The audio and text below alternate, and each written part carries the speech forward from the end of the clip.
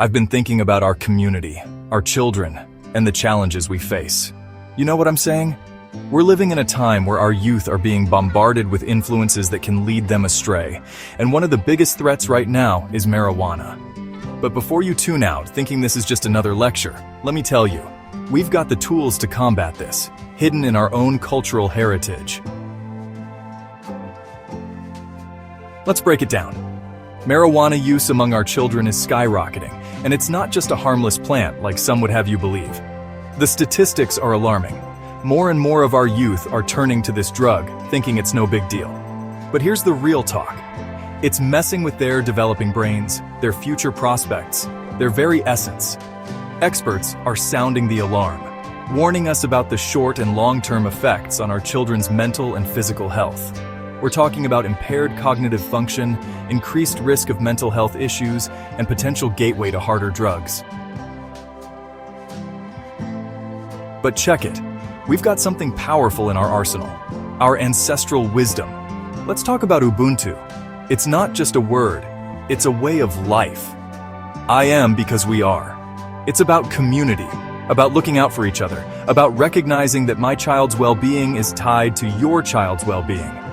Then there's Mat, the ancient Egyptian concept of truth, balance, order, and justice. Imagine if we lived by these principles. Imagine if our children understood that their actions have consequences not just for themselves, but for the entire community.